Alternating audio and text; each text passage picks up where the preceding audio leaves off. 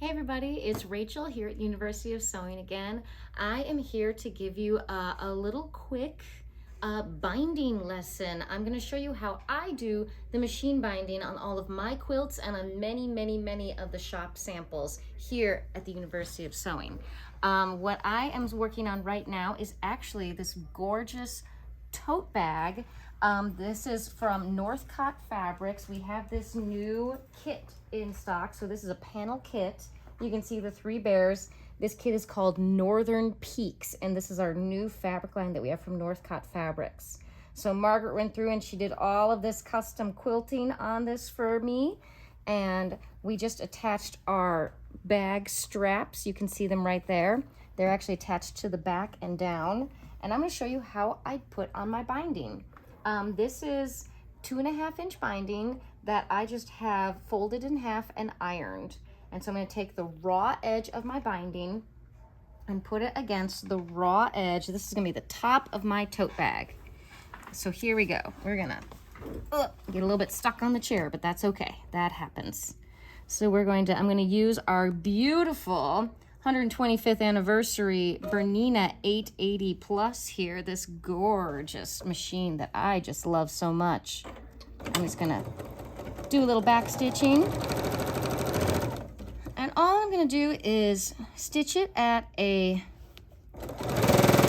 1/4 inch all the way down.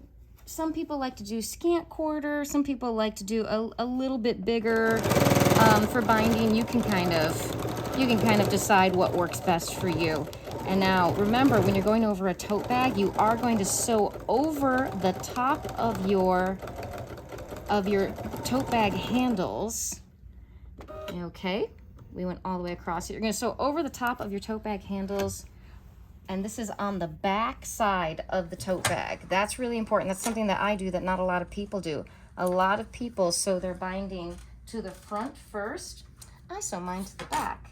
And the reason why I do this is because I like when I flip my binding over. So let's flip our tote bag over to the front side now.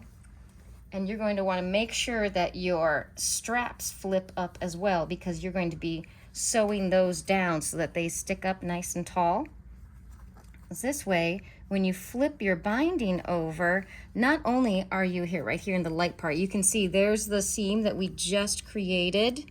When we flip our binding over, that's going to be completely encased in there, and we're going to put a nice, beautiful stitch right on the edge of that binding edge there, and it's going to look clean and perfect. And it's a slightly thicker on the front then. It doesn't have that, so on the back is going to have that very narrow binding. And so if you prefer a very narrow binding, then you can certainly flip it around and do it the other way. But I really prefer a nice kind of heavy, thick binding on the front. I think it gives it, it's like putting a picture in a frame. It's just a lovely thing. So what I'm going to do is I'm going to kind of get my straps. You sort of fold your straps down a little bit on the back, and then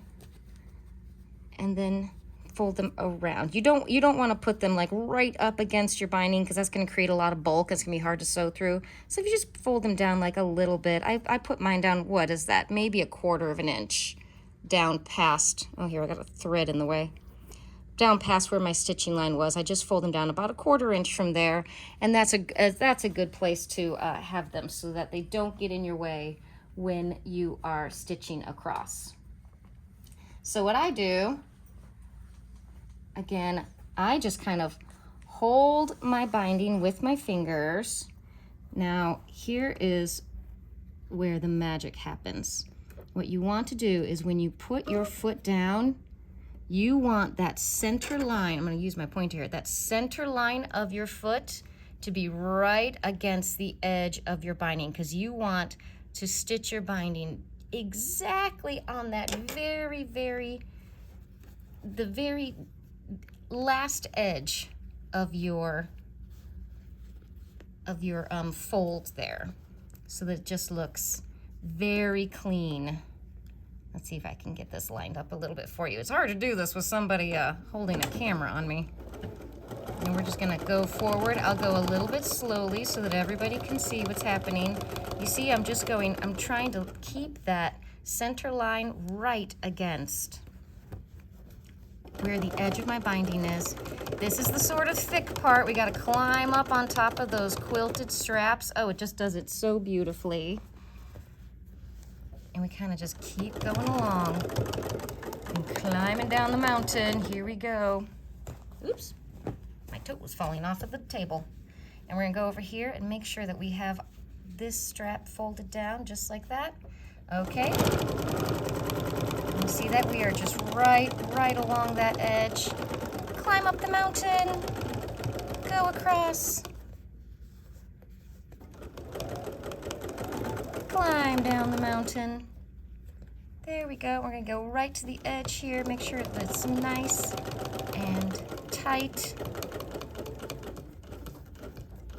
We're gonna do just a little bit of back stitch. Probably don't need to, but just in case, just to make it feel good. All right, let's see how this turned out then.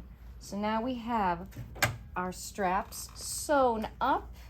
And if you want to get a good look, let's get underneath that light there. Look at how beautiful that binding ends up. It's straight. It's got this fine line of stitching on it. And it just makes for a wonderful frame to all of your quilted masterpieces. So remember, you can get this kit here at the University of Sewing. This is our new Northcott fabric Northern Peaks line, and this is just called, I believe, the tote bag from the Northcott Fabrics Northern Peaks line. And thank you so much.